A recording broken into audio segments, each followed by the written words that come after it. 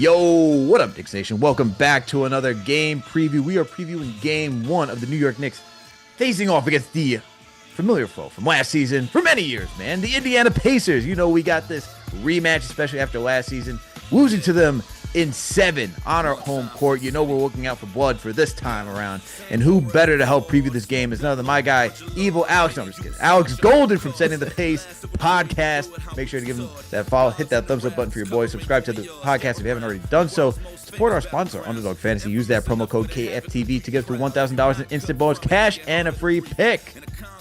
Man, I'm excited for this one, and I got my guy here to break this thing down. You know, I enjoy talking to you, Alex. Not just because your name's Alex, but I feel like we always have great conversations about these two teams, man. But how are you doing? How are you feeling? I mean, I'm doing great. Today, a year ago, the Pacers did defeat the New York Knicks in Game 7, as you mentioned. So, you know, just a nice reminder of where this series went last year after I didn't think it was going to happen. So the fact that these two teams, though, are here in the Eastern Conference Finals, I'm shocked. I'm not going to lie to you. I think that the Knicks getting past Boston, the way that they did too, like I'm not even going to count the Jason Tatum injury as a reason like why they got by them. I just think that them coming back from 2 20-point deficits in games 1 and games 2, one of the craziest things I've seen in a series in a while. So, you know, the Knicks, man, they just feel like they're living on cloud 9 and they're playing with house money right now. So, I mean, hey, I feel like both the Pacers and the Knicks are kind of in the same boat of like, wow, this is a kind of a shocking run to get to this point, especially with the foes they had to go against. And now here we are once again. And it feels like, what is it, the 9th time in NBA history that these two teams face each other in the playoffs? So it's going to be a fun one. I mean, if you go back through the history of like, especially for the Knicks perspective, you know, we've been talking about it's been 25 years since we made it to the Eastern Conference Finals. Who was it 25 years ago that knocked us out? The Indiana Pacers. We lost to them 4-2. Who was it back in 2012, 2013 when we were in the second round looking to make that entrance back to the Eastern Conference Finals? Indiana Pacers. Last season, who was it that knocked us out in Game 7? It was the Indiana Pacers. Look, man, I talked about this on Knicks Weekly yesterday. We get another chance, another crack at this to take down the Indiana Pacers. And I want blood, man. After last season, you know, after watching the team just get decimated with injuries going into Game 7, of course, Knicks fans, even myself, we're feeling some sort of type of way, but it's going to be good, man. But to your point, you know, the Knicks are surging at the right time. I mean, look, I chose Knicks in 7, like with my heart, but there's like a slight bit of like, can they do it, man? Because we've seen how they just failed against Boston during the regular season. I know we got Mitch, but how much will he actually impact this game, this series? And he impacted a lot. But nevertheless, it's just, I'm impressed that they're even surging at the right time during the postseason. You know, it feels like going against Detroit, it got them a little bit more gritty, grizzled to fight the Celtics. And then the way they closed out in Game 6, I'm like, that's the basketball I've been waiting for. And if they're going to play like that against Indiana, you know, I have high hopes. But even for your team, man, Indiana, I mean, since January, you guys have just been on a roll. You've been steamrolling teams. You've been playing at a higher pace, which I never even thought that was even possible after how fast you guys play like last season, even this season. And your defense is actually looking much better than last season. But then watching, because I was tapped in, man. I was tapped in through the postseason. I'm like, all right, no Dame, but like you guys still made light work of the Milwaukee Bucks. Then you go against the Cavs, who, you know, everyone's talking about, it's going to be Cavs and Celtics. And then you guys, even that last game, you're down 19 points, come back to win. And it's like both these teams have an edge to them. And now we get the WWE matchup between Jalen Brunson and Tyrese Haliburton. This is good, man. This is like, a lot of people are like, oh, this is not what we want. I'm like, hell, what are you talking about? This is like a historic rivalry. This is what everyone wanted, man. I think it's more intriguing because everybody that I've been listening to podcast-wise that I respect their opinions, it's been like, this feels like a 50-50. And I feel like a lot of people are all over the board trying to figure out who they want to pick and why they want to pick them. I would say for most people that I've heard say the Pacers, they say Pacers in 6. If I hear them pick the Knicks, it's usually Knicks in 7. Mm-hmm. And so I just think, I mean, that's just what makes this series so intriguing. And you're right. Like the Pacers, they've been playing great basketball since January 1st. 4th best record in the league since that point. 42-16 record since that point. And they won both their series in 5 games. And if you look at the ones that they lost a game 3 in Milwaukee. I think they kind of got a little bit, too excited. Maybe they were just up 2-0, didn't really have as much focus. And then after the Bucks kind of went on their run, they come out and smash them in Game 4. That's obviously where Dame does tear his Achilles, which is just a bummer, obviously, early in Hmm. that game. But still, I don't think Dame was going to have that much of an impact because he just coming back from the blood clot stuff in his cap. Like that's just not fun to deal with. And so he just didn't look like he had it stamina wise, and the Pacers took advantage of that. But then, you fast forward to that Game 5 where they were down by 8 points with like 40 seconds left, and they win that game, and Tyrese Haliburton jumps on the table, and it's just like he's having his John Wall moment. And then you fast forward about a week later, and he's doing the same thing to the Cavaliers after being down 14 points going into the fourth quarter, have a huge comeback there, and then winning all 3 games on the road in Cleveland. To me, that was really impressive for them to close it out in Cleveland, being up 3 games to 1. It just kind of shows you maybe this team is a little bit more serious than we thought they were heading into this. And I think last year's run to the Eastern Conference Finals did give them a little bit more confidence and a little bit more, they're hungry, I should say, to prove that last year's run wasn't a fluke. And so I think some people might still put a little asterisk on it because Mm. the Cavaliers were a little bit banged up. And obviously, like I mentioned earlier, Damian Lillard was hurt, but you can't control who's in front of you. You play the teams that's in front of you. And I'll just say this, and you can tell me, that I'm 100% right because I think you'll agree.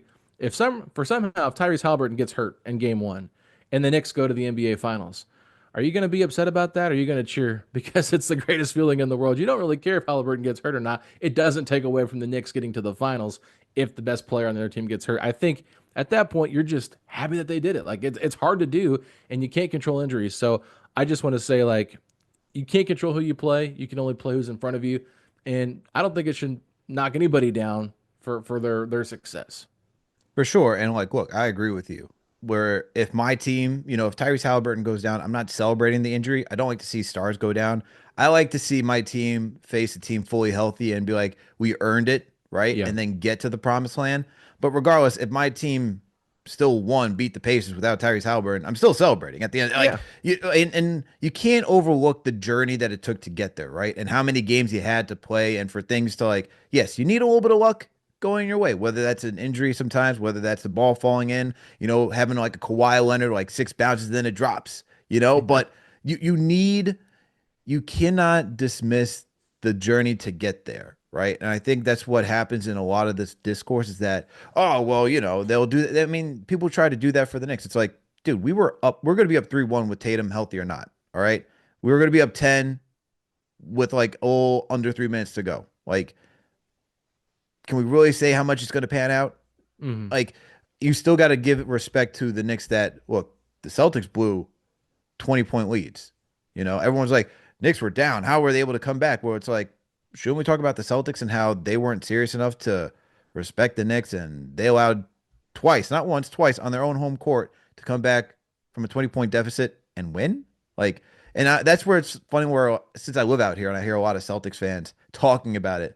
Oh, well, the Knicks didn't really do much. It was like the Celtics blowing it. I'm like, well, I've watched a lot of NBA. There's a lot of teams that essentially hand a win to a team and a team can't figure out how to close, right? We've seen that multiple times every season. And for the Knicks to figure out how to do that, you got to give them credit. And they did it. They earned it. They won. And just getting back to your point, you got to accept the journey. You got to accept how they get there, whether it's getting to the second round. They haven't been to the second round in a long time, whether it be to conference finals, if they have not been to a conference finals, whether it be an NBA finals. You just got to accept the journey, man. And so I don't expect that to happen, though. I do want to see these teams face off being fully healthy because, look, man, last season it was us. And look, we're gonna Knicks fans, and look, even if you read every article, Knicks were decimated. And yes, you got to take that into account. You got to take into account that they weren't fully healthy. They didn't miss guys going to the postseason, but there's an edge to this team saying, look, it may not be the same team as last year, but you still got Jalen Brunson. You still got Josh Hart. You still got OG Anunoby. You got Miles McBride, Mitchell Robinson. Those guys still feel a certain type of way in that they want to prove something. Even Precious Achua. Look, and I'm sure that, as you mentioned, the Pacers want to prove that they got here because they're meant to be here. Yeah. Yeah, I mean they definitely feel that way too. I mean, the Knicks, they're a really good team. And I told you I predicted. I thought they were going to beat the Pistons in four. I was shocked Yeah, you said that that to me. Detroit. I was like, I appreciate the love. I was just shocked that Detroit was able to push it to 6 games. Like I understand Detroit has been better defensively, but like Dennis Schroeder, the way he impacted that game was just really It fascinating was to me. insane. Like or that series, like he was just unbelievable. And Tobias Harris kind of like came out of nowhere with what he was doing. And so anyway, I mean, yeah, that series could have gone a different way if they call that foul for Tim Hardaway Jr. in the corner. I was glad they didn't call it. I didn't think it should have been called personally. I just think at that point, just let him play on. But regardless, I was shocked and I was like, man, what am I supposed to think of this Knicks team, right? Because I thought the Pistons were like just kind of like happy to be at six. Like I was like, yeah, they're a fun rising team, but how good are they actually? Hmm. For the Knicks to kind of struggle against them in a 6 game series, I was like, man, what do I think of the Knicks? It's like, man, I think Boston's probably going to win this in 4 or 5. Like, I just felt that way because of how they didn't play well against Detroit, in my personal opinion. Like, they had moments, but like they never put together like this massive game or like stretches of like 2 or 3 games where they played great basketball. And I'm like, I don't know what to think of them. And then all of a sudden, they have two 20-point comebacks against Boston. I'm like, oh crap, these this might actually be Pacers Knicks in the Eastern Conference Finals. Like we might actually get there. And I know some people still believe that the Celtics could have came back from down 3-1 and won that series if Tatum hadn't got hurt.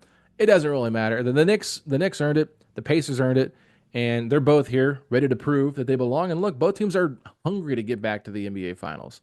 Hmm. 99 for the Knicks, 2000 for the Pacers. It's 25 and 26 years apart for these two teams, and they're someone's going to get there, which is great, which we're going to see history. But it's just the fact that these two teams once again are meeting.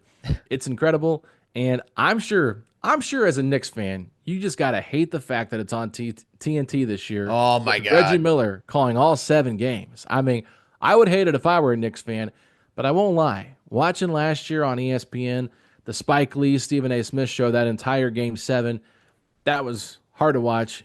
Even though the Pacers just could not miss a shot. Like even at halftime, they're talking about OG Anunoby and not talking about the Pacers. But I just feel like as a Knicks fan, you're gonna have to like just really get through. It's gonna feel even sweeter if you beat the Pacers with Reggie Miller on the call.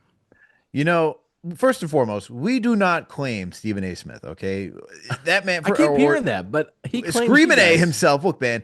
I mean, this guy does he even really watch the games? I mean, I know he shows up. I know he's from New York. I'm sure. Look, no one's gonna say he wasn't growing up a Knicks fan and stuff like this, but the man talks about players who aren't even on the team anymore. And it's like, dude, do you even watch? Like, I know they paid you a lot of money to cover a lot of sports, a lot of topics, but if this is your team, man, at least tune in to like one team that you know about. And I don't know, man. I feel like a lot of the stuff where he brings up topics about how he feels about the team, it just doesn't feel that he's watched every single game and that he's in the trenches like how you are for the Pacers or how I am for the Knicks. And it's just like a lot of it gets lost. And when you're looking for him to be an advocate for this team, Kendrick Perkins did a better job than he's ever done all last season, talking about the Knicks and we're giving respect to the Knicks than Stephen A has ever done. So we don't claim him. All right. So screaming A, if you want to get back, it's gonna be a lot of. It's gonna be a steep climb, man. If you want to be in the good graces of Knicks fans, but to get to your point on TNT having Reggie Miller on call, look, I actually didn't think he was that bad against that series. Whenever he was calling a Knicks Celtics game, it's gonna be different now. Obviously, It this is, team, yes. it's gonna be. There's gonna be some calls and be like, word, like there's gonna be some foul calls that he's gonna debate like in the favor of the Pacers. I'm like, all right, man, stop the glazing. Just stop the glazing. And I just have to, you know, thankfully we got CK who does play by play. So I may just be switching over to, you know, my own guy, just tapping in, see what he's doing. But Yeah. it's gonna be tough, man. It's gonna be tough. Yeah, I mean, at least you guys have that option, right? If you don't want to hear the national broadcast, you guys can tune in here and listen to the broadcast here. Is that on playback? No, it's not playback. It's through our own YouTube channel. Gotcha. Okay, well, that's pretty cool. Yeah. So yeah, I mean, there's other ways you can watch the games without watching the actual national broadcast, but yeah, I think it'll be fun. I think it'll be fun just because of the storied history with Reggie and like the '90s and the Knicks and whatnot. Now it'd be really funny if they got one of the Knicks, from the '90s that's sitting there courtside to join Reggie on the broadcast just for like 5 minutes. That would be fun if we got to see a little bit of back and forth. But now we get Draymond Green for pregame stuff and in between for that Eastern Conference Finals. He's going to be in New York. I don't know if you saw that or not for games 1 and 2. So I don't really think TNT really needs to add Draymond to their table, but it seems like they like to do that whenever he's not playing. So, Well, he uh, wants to talk about Karl Anthony Towns, so yeah, which I'm sure you guys can't stand him for that. So, and I don't think he likes Nemhard either. So I don't know if he'll have anything nice to say about either I team. don't think he'll have anything insightful to say to be regardless. So this is going to Yeah, be outside of Reggie Miller, who I'm sure you're thrilled about. There's not really much, on my end that I have look forward to. So while I do have CK, our guy CK, on my iPad as I'm watching the game, it's going to be dialed up even more. So, yeah. that's how it's going to go, man. But salute to Nick Station. Thank you all for tuning for another game preview. We're previewing game one of the New York Knicks facing off against the Indiana Pacers this Wednesday at 8 p.m. Thankfully, they gave us a little bit more time so we don't have to just run home, especially for me, to just like turn on the TV and just get locked in, get a little bit more of a break as I get to ease into watching the game. So make sure to be ready for that. We're going to have play by play, post game, all of that. We're going to have the watch party as usual at Slate.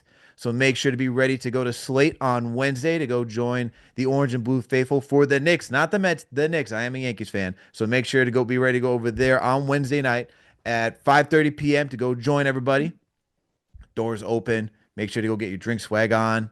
Be happy. It's going to be a good time, man. It's going to be a good time. Root for the Knicks to go off against the Indiana Pacers. All right. Let's get back to this with my guy, Alex Golden, who covers the Indiana Pacers for Setting the Pace podcast. Look, so I know we talked about the storylines, the big storylines about these two teams coming into this matchup and meeting once again. But it feels like this time around, man, that it's just different how these two teams have been playing, not only during from last season, but during the regular season, right? As I mentioned earlier, the Pacers are playing better defense. Knicks are playing better defense. This team has been middling at best during the regular season. Offense has taken a drop from January. Now after Game 6 against the Celtics, it's bounced around. It's bounced back. What are your key? What are you looking out for in this series as a whole, from like what both teams can do well or won't do well? Well, we'll start with the positive here. I mean, I just think that with Indiana, Tyrese Haliburton is healthier than he was last season. Mm. I think that you can kind of tell like he just wasn't fully himself once coming back from that injury. And so you got him fully healthy and the Knicks are fully healthy. I think that both teams being healthy just makes it really interesting. And then of course you got the new additions to the Knicks with Towns and Bridges and OG healthy, without Hartenstein, no DiVincenzo. And then of course this guy had a small role in the series, but still a role. Alec Burks off the bench had some moments for the Knicks in this series last year. People might forget about that, but I believe it was game 3 or game 4. The Knicks were kind of struggling, and he came in and had some, like I think a 20-point game in Indianapolis. So it felt like everything he shot was going in. So I'll just put it this way: I think that the thing that I'm most interested in seeing positively from the Pacers is how they can push and play their pace against the Knicks, and does it wear them down? Because this series is kind of designed for Indiana to maybe have the upper hand with that because it's an every other day kind of series. So the Knicks won't have 2 days in between to kind of catch their breath a little bit and whatnot. And if the Pacers play this fast pace and the Knicks do play their starting five, 40 plus minutes each, will it wear them out? I know that's an over talk point, but it is, I think, very important for the Pacers because they do have this thing called the wear down effect where they feel like they can just keep their starters a little bit fresher because they're more confident in their bench and what their bench can do. So I think if Indiana can win those minutes or at least stay even in those minutes when their bench players do come in, and it'll be interesting to see how they stagger them. I think that's going to play a big factor. But for New York, I think the big positive for them is they're going to probably put a lot of pressure on the Pacers to potentially make a change defensively first. And I think what we saw in the regular season, it was Rick Carlisle deciding, I'm putting my center on Karl Anthony Towns. We've seen a lot of other teams put a center on Josh Hart and then play another wing defender on Towns to try to make things a little bit different. But we saw in the 2 games Miles Turner did play, he did guard Towns. And then in the last game when Towns had 40, he was being guarded primarily by Thomas Bryant and Obi Toppin. We never once saw Pascal Siakam on him either. So the Pacers strictly chose to put their fives on him, and I felt like Karl Towns just had his way. And so it'll be really interesting to see because Miles Turner is probably playing the best basketball I've ever seen Miles Turner play in his career at this point. So I'll be interested to see how he does matching up with Karl Towns. We saw him guard Victor Wembanyama in their little Paris game that they played back-to-back games against the Spurs, and he is guarding Victor Wembanyama like 94 feet. He was pressing him at one point. Miles Turner was doing this, and so I was a little bit shocked. But with him guarding Towns, I think this could be interesting. And if Towns gets going offensively, will the Pacers end up making that switch to put Miles on Josh Hart, then move Neesmith over to Carl Towns, and then put Nimhard on Brunson? I think there's a lot of different ways there's matchups could be had here, but I think that's what is most interesting to me for the Knicks positively is just how does Towns impact this series? Mm. Those are two great points, especially when it comes to transition and Karl Anthony Towns. So I want to talk about transition for a bit because looking at the numbers here on cleaning the glass, you know, Pacers rank what they rank actually 10th when it comes to points per possession, according to Clean the Glass, when scoring in transition. And then the Knicks are fifth in points per possession when it comes to scoring in transition. But when you start to look at like go deeper in off of live rebounds, which is where the Pacers really thrive, Pacers are number five in that. Knicks are 24th. Like Knicks do a good job once they get steals and getting out in transition and scoring. So biggest thing that they're going to have to try to do is just force turnovers on Indiana. And then when it comes to defending the Pacers, you know, the Knicks are okay when it comes to defending in transition. They're not the greatest. Right now, they're currently ranked 12th according to Cleaning the Glass. But the thing is that they don't really see the frequency enough when it comes off of live rebounds. And so they didn't get to play Indiana much during the regular season. And it's different from what Boston likes to do and what Detroit can do and how good and effective those teams are, right? Boston really like they can get out in transition, but they like to set up the half court and just put up a lot of threes, man. I mean, you Yeah. don't put up 63s the way they do by going out and just running in and chucking up shots. That's not a healthy diet for them. And so the Knicks had the opportunity and what they like to do, which is just grind it out. Indiana, when you talk about moving fast, and the fact that the Knicks haven't seen a team really play at that type of pace, there is a concern with that. It is a track meet, and when you talk about depth, like we were just talking behind backstage. You did a whole ranking of your 11 your 11 players with three other dudes. So there's four of you talking about, "Hey, where do we rank all these guys?" And I'm like, "That's 11 guys. We right now we're working with seven." Yeah. You know what I mean? So Tibbs likes to play the starting five a lot of minutes and then Mitch and McBride start to fill in where need be. Probably see a little campaign here or there. But well, it will be completely different. And do I think the guys will be conditioned enough? Sure, but there is a little concern where when you have bodies that can just go in there and just continue to fly up and down the court, that's exhausting.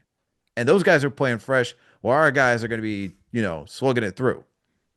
Yeah, and one thing about the Knicks is they will not play zone defense. I mean, I think I was listening No. to a podcast earlier. They maybe played like a 1-3-1 against an out of bounds play one time in the postseason, and that's it. And so we've seen both the Cavs and the Bucks play zone defense to try and slow down the Pacers' pace. Because if they can force them to like take a little bit longer to get into their offense, it can be problematic. And that's the reason the Cavs ended up winning game three was because they did put Mobley at the top of that 3-2 zone. And Indiana was just kind of like, I haven't really seen this before. What are we supposed to do? They come out in game four, completely just destroy that zone with a little bit of schematics there from Rick Carlisle and his coaching staff. So that was really impressive. But you talk about the pace that the Pacers play and how quick they play. One thing that people think about is like the north and south part of the Pacers offense. Like, oh, they're just going to get it and run a transition. But this team plays so much east and west too in the half court. They spread the floor out and they constantly have people moving. It's not just oh, we're gonna pick and roll isolation all the time, which they do at times. But when there's too many isolation plays, you'll see Rick Carlisle call a quick timeout and try to get them into more of a passing offense. He likes to see more of like a motion type of offense where you're going to get guys moving, left and right or east and west instead of just north and south because that's going to make guys like Towns and Brunson have to guard more areas on the court than just kind of standing stationary with whoever they're guarding, or if they're involved in a pick and roll, how are they going to recover on this? How are they going to fall into drop coverage? Are they going to come up and blitz the screen, that kind of thing? Are they going to scram, switch, things like that? I just feel like with Indiana's offensive abilities, like they're not a great rebounding team. The Pacers are a very bad rebounding team. I think they were close to 29th in the league this year in their rebounding. and other teams have been able to get offensive rebounds against them. They were not very good against the Cavaliers on the glass, but it did not matter that much in this series. Obviously, they still won 4 games to 1. But what they've been saying at practice over and over and over again, and this is even before they knew the outcome of Knicks Celtics, both teams are going to kill us on the glass if we do not prioritize getting on the glass. So I think that is going to play a factor in this series, and I think it's going to matter in transition because we know Josh Hart is just a demon on the offensive boards. I mean, that guy will crash on anybody, right? Like this is a guy that can really make up for his lack of 3-point shooting, things like that at times. So I just feel like with the way these teams play, when you're looking at the way they move in transition, I think the Pacers might have the upper hand with pushing the ball and playing with a faster pace, and they don't turn the ball over a lot, and they have multiple ball handlers out there at all times. I think that the Knicks, though, if they can really hurt Indiana on the glass, it's going to keep Indiana from running their pace and getting out of transition. For sure. And that's where somebody like Karl Anthony Towns comes in. He's a solid rebounder for this team. Man's averaging a double double, which he's done throughout most, if not all, of his career. And when you brought up Towns as like the guy who, I don't have him as I don't have him. Do I actually have him? I think he actually is my key matchup. So I'm glad that we actually brought this up. He is my key matchup for this series because it's him versus Turner. And the way that I look at it is that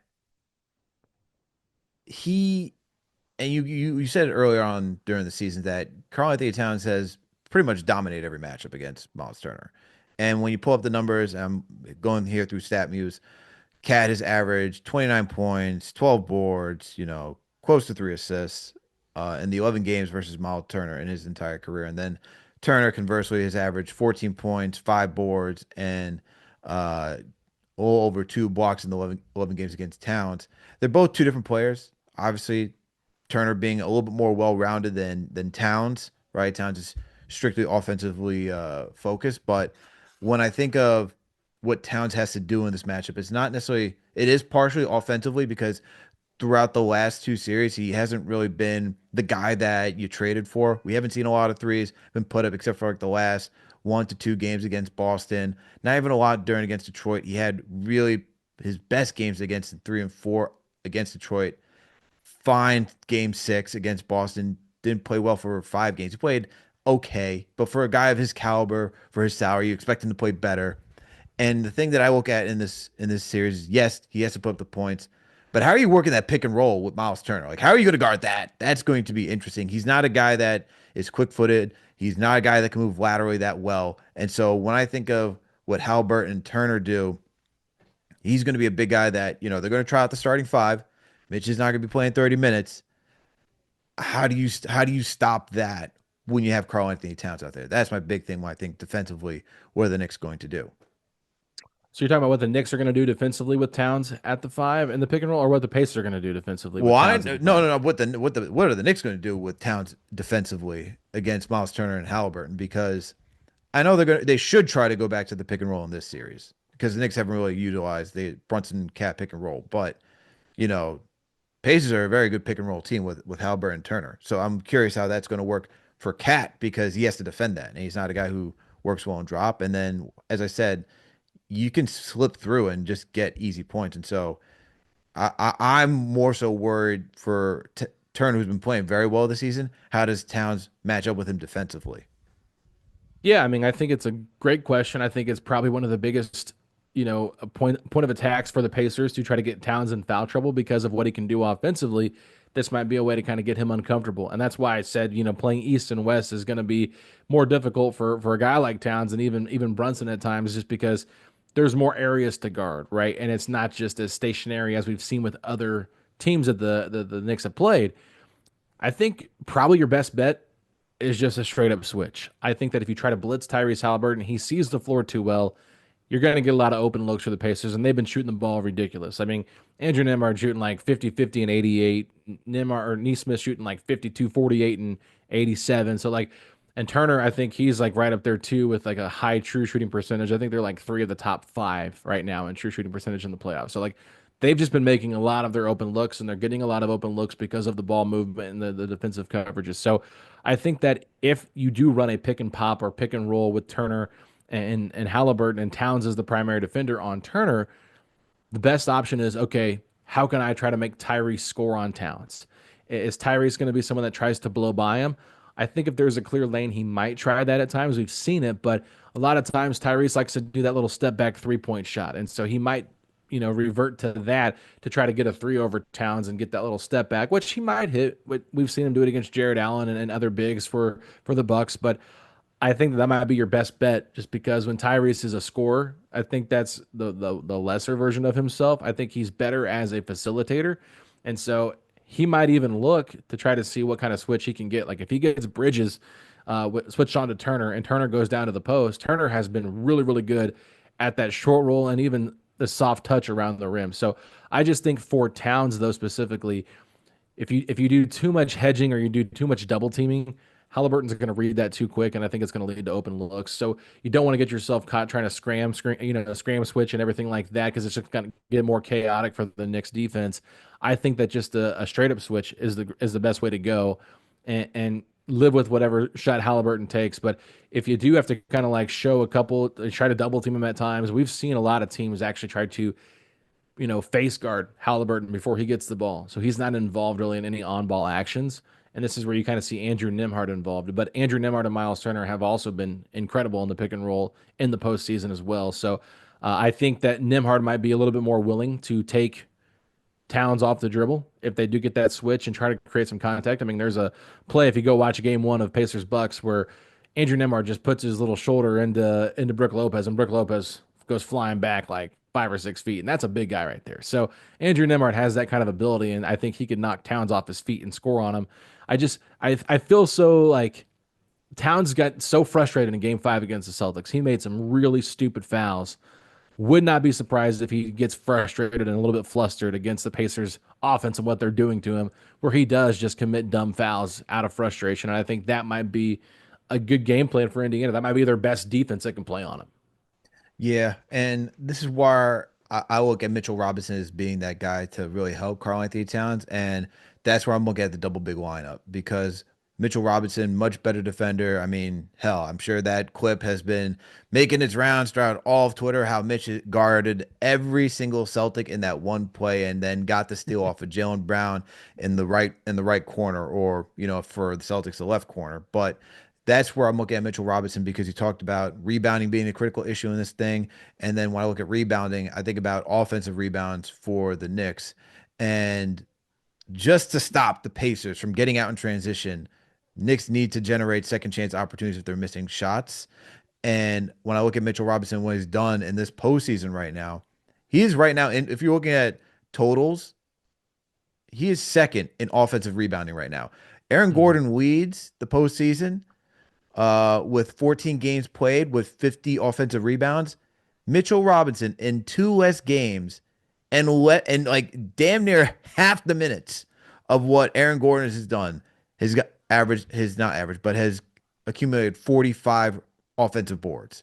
That's just how impactful he is, and he's averaging about 18 minutes per game. And so I need a heavy dose of Mitchell Robinson. He's going to be the key guy in helping Karl Anthony Towns not get in foul trouble, guarding Miles Turner, and preventing that pick and roll because he's very good in pick and roll coverage. He can guard the perimeter. And then when I'm thinking about grabbing boards and how tough he is, he's just taken his game to another level. Even though he's missed so much time, he's not the same Mitchell Robinson when he entered the league, just high flying, can touch the ceiling of Madison Square Garden and will block 8 shots. But he is stronger. He's moving very well. Quite honestly, I'm used to him just like hitting the deck multiple times a game. I'm like, oh my God, is this going to be the time? And he's been pretty sturdy. So I think if you're for to cure the town's frustration in guarding Turner, you need to have a heavy dose of Mitchell Robinson out there to one stop whatever the Pacers are trying to do offensively, and then just give the Knicks a chance by if the Pacers are missing shots, Mitch is a great rebounder there. If you're missing shots, you're gonna need second chance opportunities, and you can't let the Pistons just get out and go flying. So I'm looking at Mitchell Robinson, man, to help this defense. Yeah, I think he's really interesting because we didn't see a whole lot of him last year in the playoff series. I think he might have went out after game two, maybe before game two. I can't remember. We did see him in game one. Aaron Nesmith had that big dunk on him that kind of came out of nowhere. The Pacers have just shared some highlights on their Twitter account. And I was like, oh yeah, I kind of forgot about that dunk because it really didn't matter because the Pacers lost that game. But that was the same game. Obi did the between the legs and the fast break in the garden. So, but yeah, I'm really interested to see how Mitchell Robinson does play in this and how the Pacers try to counter it because I'll be surprised, with the second unit the Pacers run. If Mitchell Robinson doesn't start right away and he just plays off the bench, do the Pacers try to match up his minutes with Thomas Bryant? And Thomas Bryant, man, it's been a roller coaster of a ride with Thomas Bryant as the backup five because he kind of can be clumsy at times and whatnot, but then he also has like these moments where he just does some stuff that you're just like, how is Thomas Bryant doing this? Like in Game 5 against the Cavs, he had 9 points in that third quarter and went on this little mini run. He led a fast break. He went coast to coast like Thomas Bryant did in a playoff game. So I think that it's just kind of like, okay, how does he match up with Mitchell Robinson? And then do they potentially play Obi at the small ball five to try to pull Mhm. Robinson away from the rim? And because Obi can shoot the ball very well from three, he's been a lights out shooter for the Pacers since he's gotten here, and he's been playing more frequently, coming in early for Pascal, playing more with the starters, so he does get more minutes with Tyrese. So I'll be interested to see how they utilize that. But also, like if you're going to play Robinson with Towns a little bit more in crunch time and Turner's out there, I kind of wonder if it does benefit Miles to not have to guard someone as talented as Towns at the five spot, where he can be a little bit more of a rim protector with Mitchell Robinson there in the game. So I don't know if it does benefit the Knicks more to have Robinson in there for like what it causes the Pacers to do. I think it might make things a little bit more simpler for Miles, but I do understand your point because he's been very impactful so far in this postseason, and I just wonder if you give him too many minutes and too much time, does it end up not having that big of a deal? And let's be honest, we saw it happen against the Celtics. We saw hack and Mitch be a thing. If the Pacers feel like they have to do that, don't be surprised. Rick Carlisle is not, someone that would not he wouldn't be afraid to pull the hack of Mitch if he feels like he needs to do that to try to play the possession game and the point game. Because if the Knicks are just scoring at ease and you can go get one or two free throws from Robinson, potentially play him off the floor, that's another advantage maybe for the Pacers if they feel like he's that much of a problem. As my guy Mitch would say, I'm knocking him down.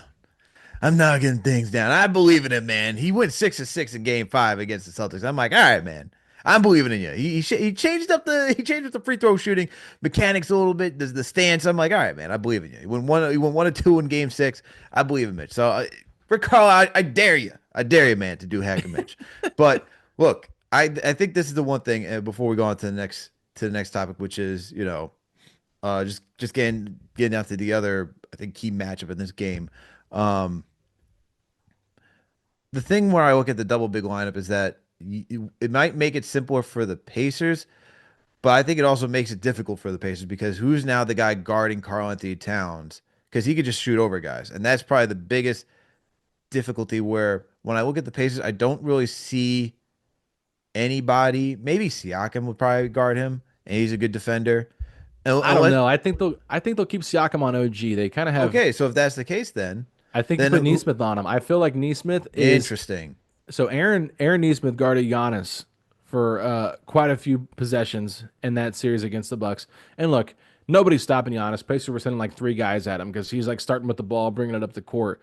I don't really think Towns is going to have the same impact as Giannis as like an on-ball creator, but he can create for himself and he can shoot in the post. But when you see other wings go out there and guard him, I feel like Aaron's going to give you more of a defensive, physical presence than maybe some of the other wings you've seen that have guarded Towns throughout the playoffs. So I don't love it, but I do understand. Like he is short. He's only a 6'5", so like he could shoot over him, right? But I think it does just throw a different wrinkle out there in terms of that matchup, just to make Towns think a little bit.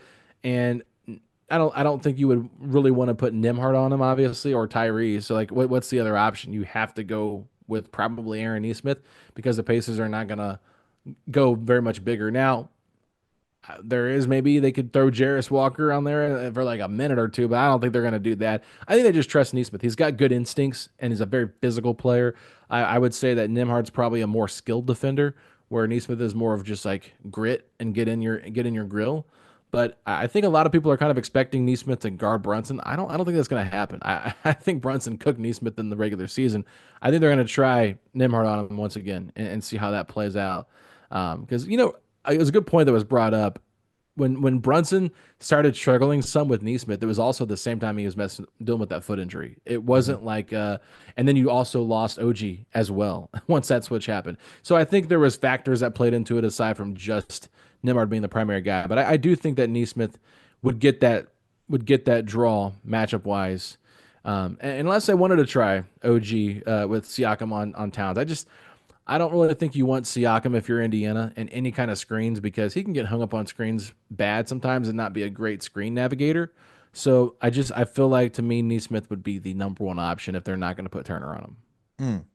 So here's the one thing. So, and then I seriously want to move on to the next topic. Is that physically, like Towns had to go against Tobias Harris, who was guarding him pretty well in that first round series.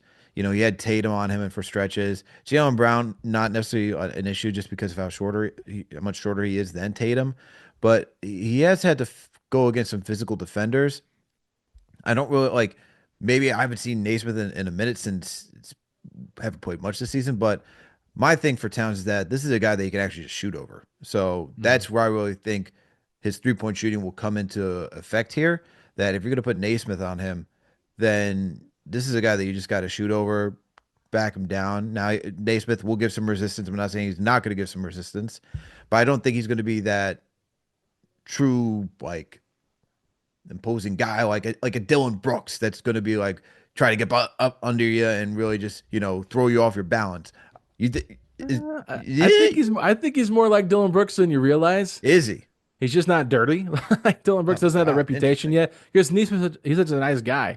But I will say this: like, don't be shocked if the Pacers do send some help if they do want to put Towns in the post.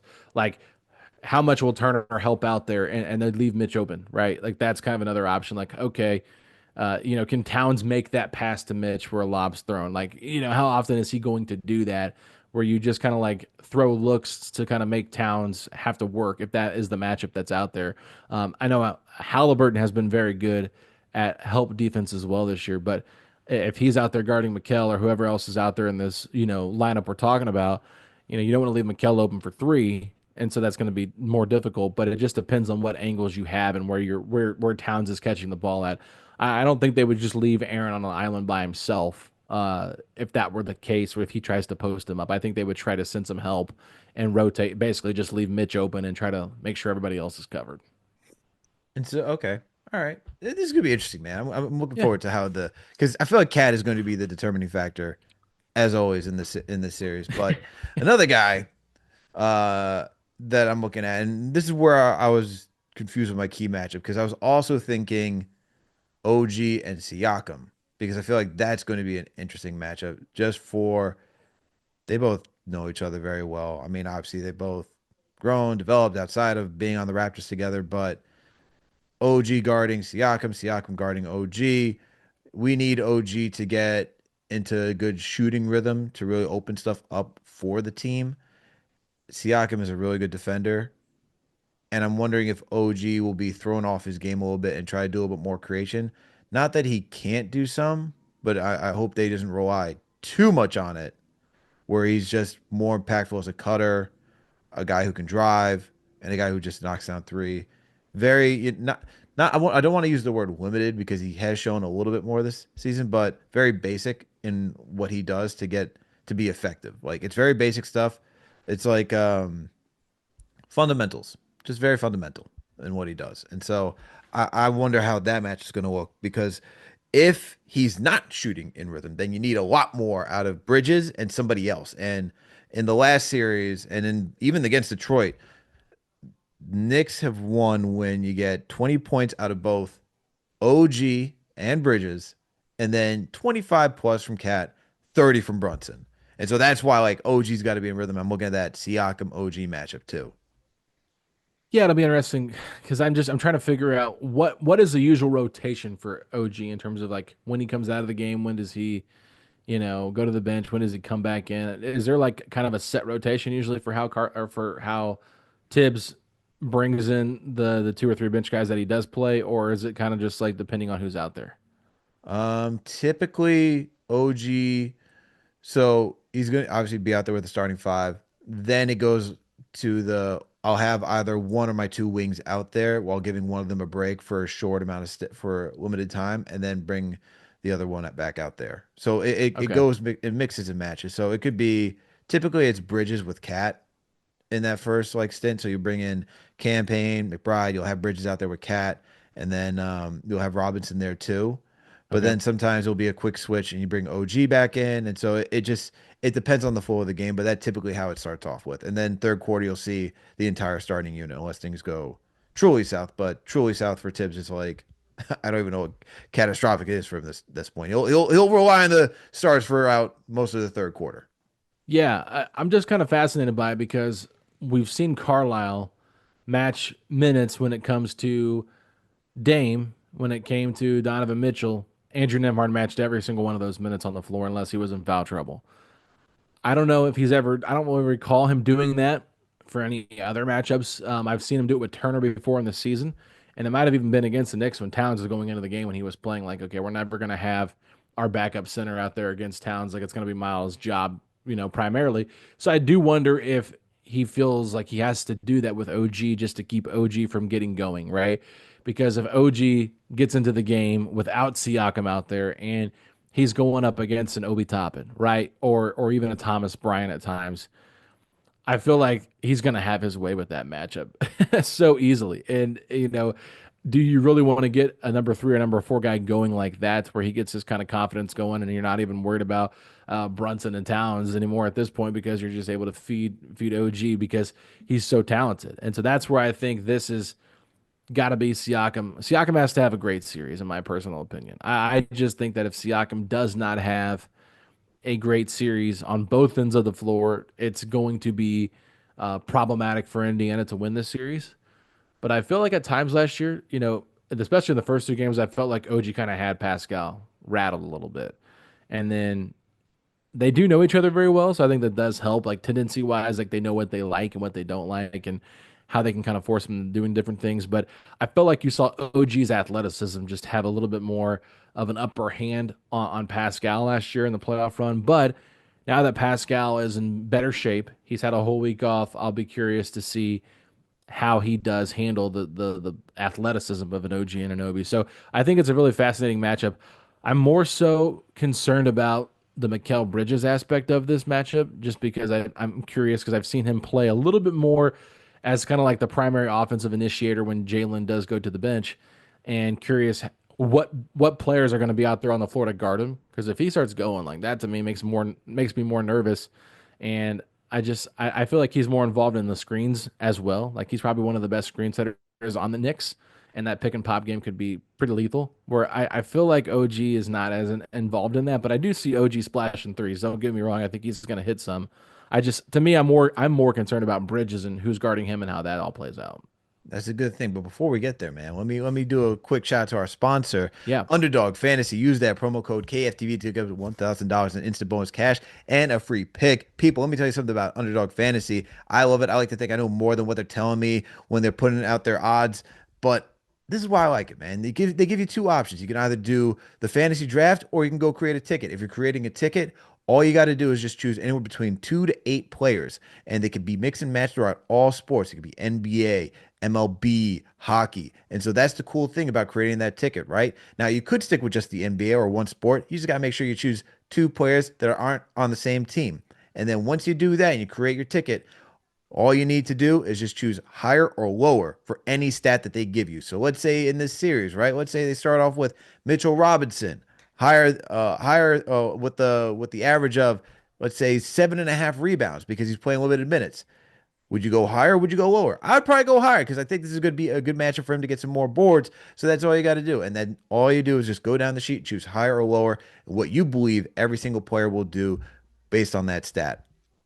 Now, if you don't think all of your picks are going to hit, you don't have to go all in. You can do the insured route. So that way you win a little bit of cash just because, look, man, sometimes you're just not all in, man. You just don't believe, you're not feeling confident that night, but you want to earn something. So they give you the insured route if you don't feel like believing all of your picks are going to hit.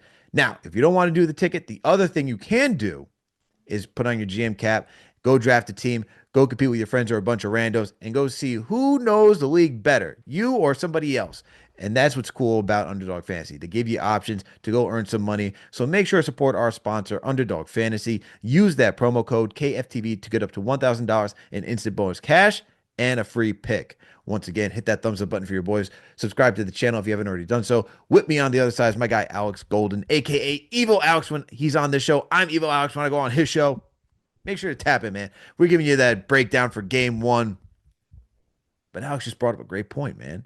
And make sure to go support his show, Setting the Pace podcast, a Pacers podcast. Come on, we all need that, the different coverage of seeing how our opponents are looking at each other, right? But Alex brought up a great point. Mikal Bridges. What do we think about Mikal Bridges in this one? And let me tell you something, man. That's my X factor. He's my X Yeah. factor in the series. Because if he's rolling, I don't see anybody on that team that's really going to match up with him.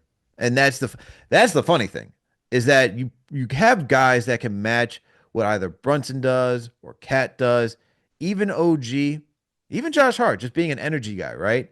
And especially with the depth of the Pacers, you have that like variety in how many ways that they can dice you up.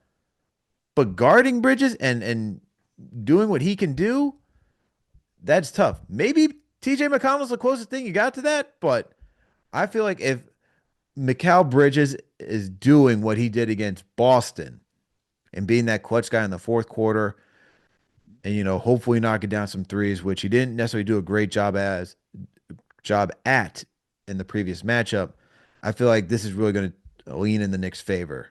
And that's my X factor, man. Yeah, he's really good, and there's a reason why you guys paid so much to get him, right? Like all the draft picks that were put out there to acquire Bridges, it's for these moments like this. It's for the opportunity to get to an NBA championship or at least to the NBA finals and compete for a championship. So, yeah, I mean, you make these kind of moves because wings are hard to get, and you got OG Anunoby and Mikal Bridges in 6 months. And like being able to do that is just an incredible way to kind of build a roster to compete in the NBA number one, but let alone the Eastern Conference, where this Knicks team was definitely built to beat Boston. Like that's kind of what their vision was. Like we got to stop Tatum and Brown.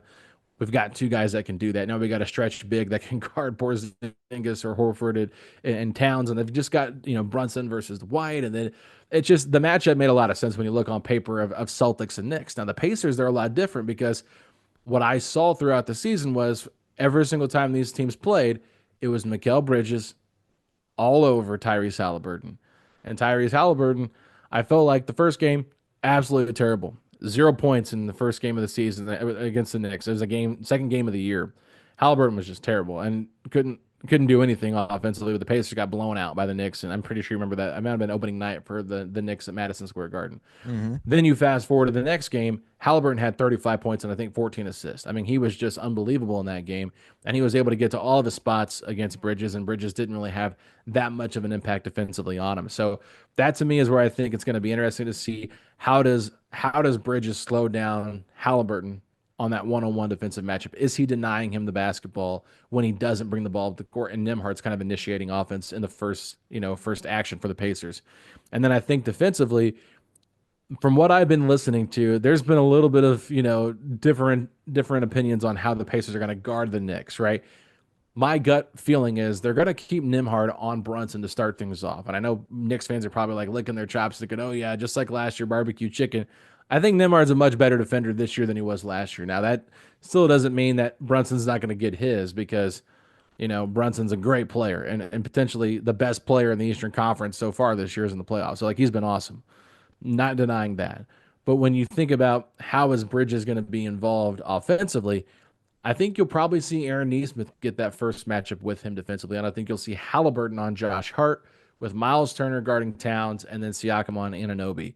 And I think that could kind of limit what Bridges does just a little bit if Aaron Nesmith is his primary defender, because Aaron Nesmith is probably the second best perimeter defender on the Pacers. So that's where that could be interesting. And I think you're going to see Halliburton play Josh Hart, be a help defender, and then obviously have to worry about the offensive rebounding of a Josh Hart and what he can do. And of course, you'll live with Josh Hart shooting from outside. You don't want to just give him clean looks, but that's the guy you want to beat you out of everybody else in the Knicks starting five. So I think that's what they're going to do to start things off. Now, if the Knicks start making some very successful offensive game plans against that set defense right there that they have. Like I mentioned earlier, you're going to see some changes, and it wouldn't shock me if they're like, all right, we're going to put Tyrese on Mikal during those 5-on-5 lineups there. And that to me could be a little bit problematic for Indiana if Haliburton's having to draw that primary matchup against Mikal Bridges. But the thing with Mikal is his catch and shoot has been so deadly at the end of games. It feels like every time I'm turning on a Knicks game in the clutch, it's Mikal Bridges hitting a clutch 3-pointer. And so that to me is where the Pacers are going to have to be glued to him and not allow him. But the Pacers have done a great job since the last 2 years, really, of not allowing teams to beat them from the 3-point line. They want to let teams beat them from inside the arc. And I think the Knicks have kind of designed their defense to do the same thing. So it's kind of like these two teams don't want other teams to beat them with a 3-point shot. So I think they're going to do a very good job of running them off the line at times. But I don't know. I think Bridges in the second unit is where I'm probably the most intrigued by how he can impact this series. You mentioned TJ McConnell might be the one guarding him. I don't know if I think that's the case.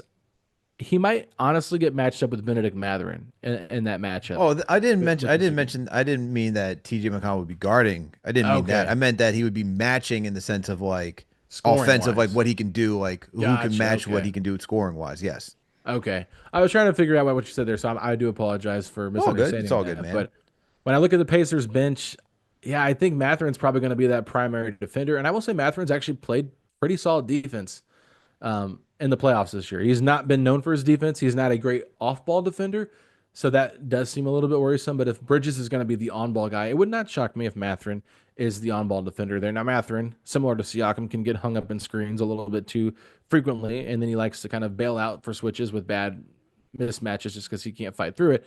Where some of the other Pacers, defenders can get a little bit skinny and slither through those screens or just fight over him. But Matherin to me has really stepped up, and I wouldn't be surprised if you even see Matherin at times on Brunson, just if there's foul trouble and things like that. I think he might be their third option behind Nemhard and Neesmith. But yeah, I do think that Matherin playing against Bridges could be interesting. And Matherin's got enough offensive game that he could make anybody really pay for what he does offensively with his ability to drive to the basket, create fouls, and even his 3-point shot has been improved this year. So I don't think that I don't think Matherin's going to be like that much of a drop off, I should say, when it comes to Mm, playing up against Bridges in that second unit. But it's still not going to be easy. I think Bridges just does so many different things for this team. for sure. But let's talk about the real matchup, man. Then we can get out of here. And not saying they're going to guard each other. You Not know, at all. but you know it's going to be the showdown between Jalen Brunson and Tyrese Yeah. Haliburton. Yeah, I Which mean, point guard? Look, man, which point guard is going to lead this team to the NBA Finals is like the biggest thing. And it's just, look, we know we got the WWE gif out there flying through the clips and all not and whatnot. So I'm fascinated in how this works because, as we discussed multiple times, they're so vastly different in how oh, things work for both of them. But they're just so interesting to watch, man, just for how they make their teams go. They're both the engines. And so it's going to be a star-studded affair between those two. Halliburton getting everybody involved and scoring when he feels like it's right. Brunson, more of a scorer, but he can still facilitate.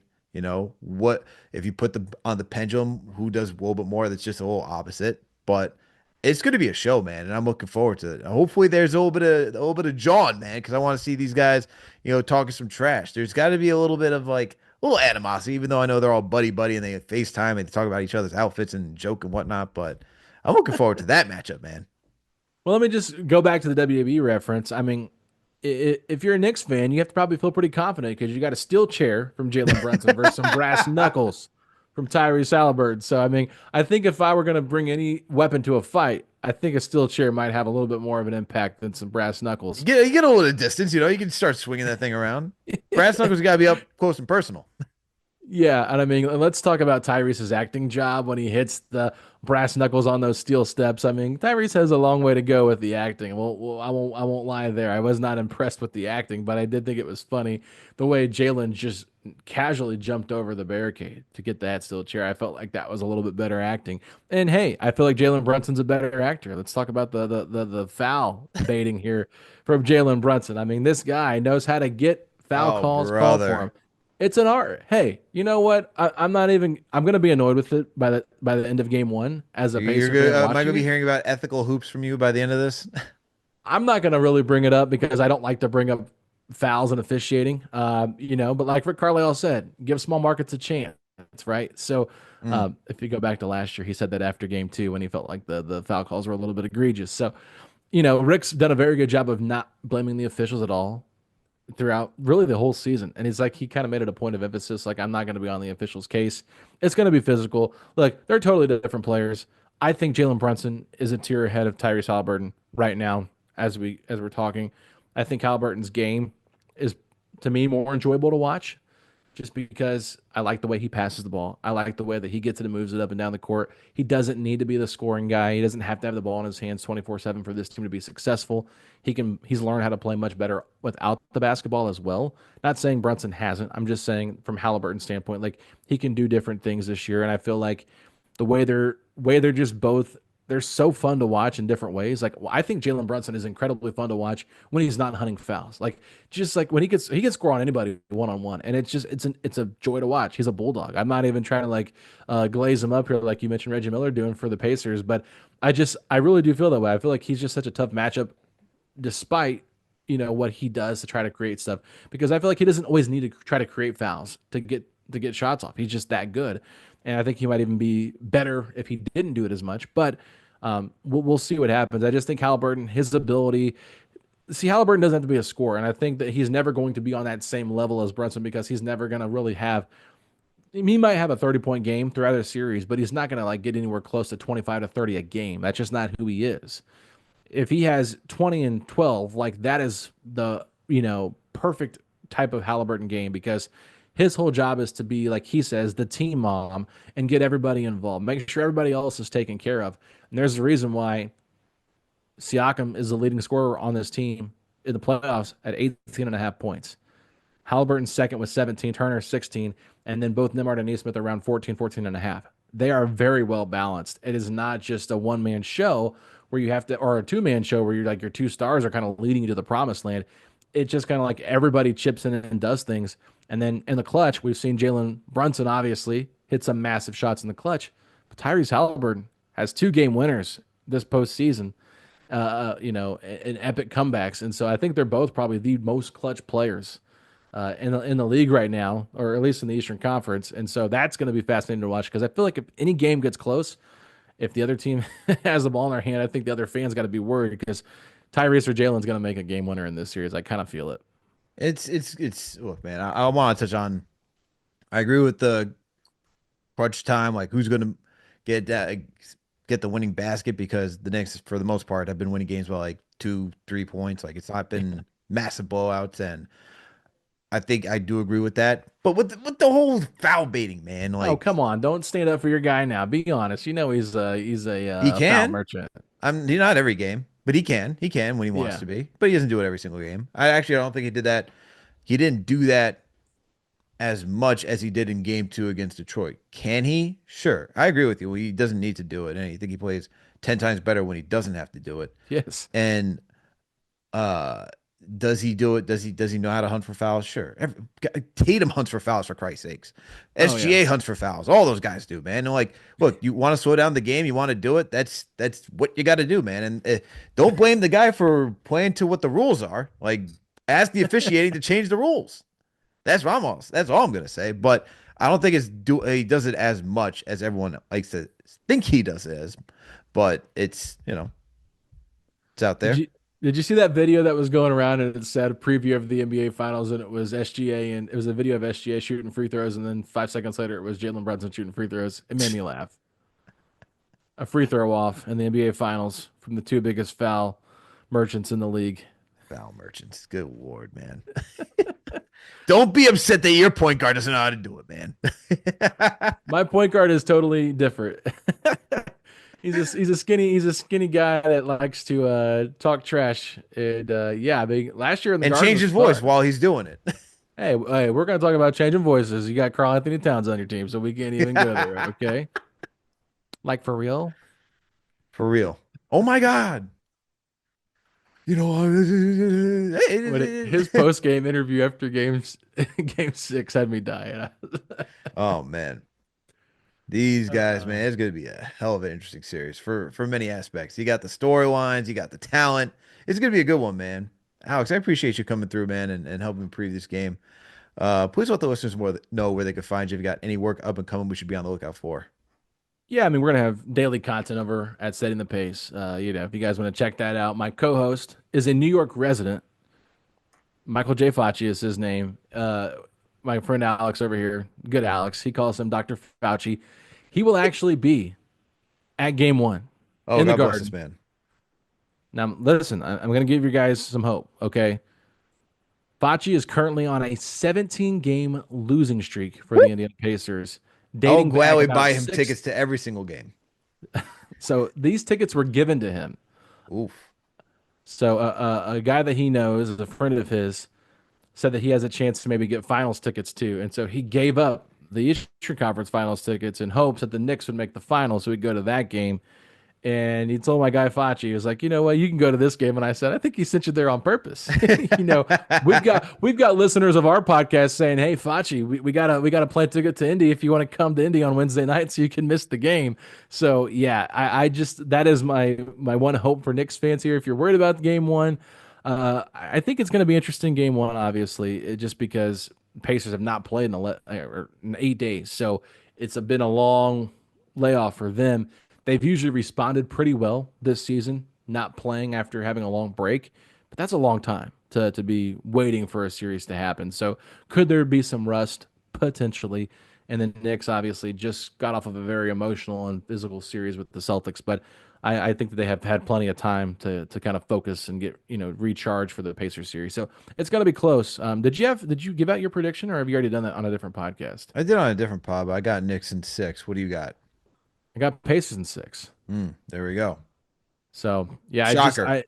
Shocker that you choose the Pacers and I choose the Knicks. yeah, I know it's funny. I think I've heard different arguments, and I totally understand. Like I could see the Knicks winning. It would not shock me if they won the series.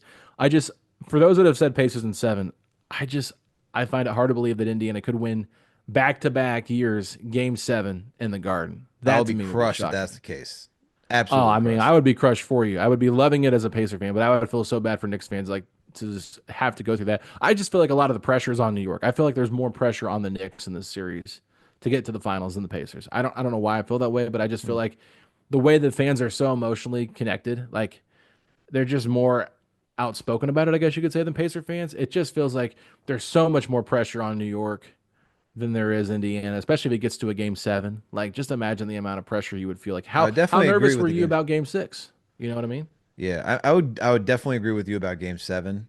The one thing I will say is that I feel like there's pressure on Indiana too. Like I think the pressure is that you made it to the Eastern Conference Finals last year.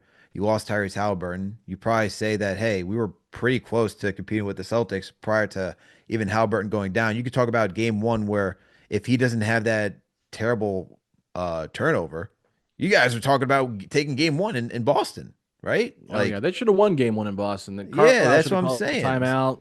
Should have fouled Jalen Brown, not give him a 3. Yeah, don't remind me that sucked. But Yeah, even so like Nembhard was great in games 3 and games 4.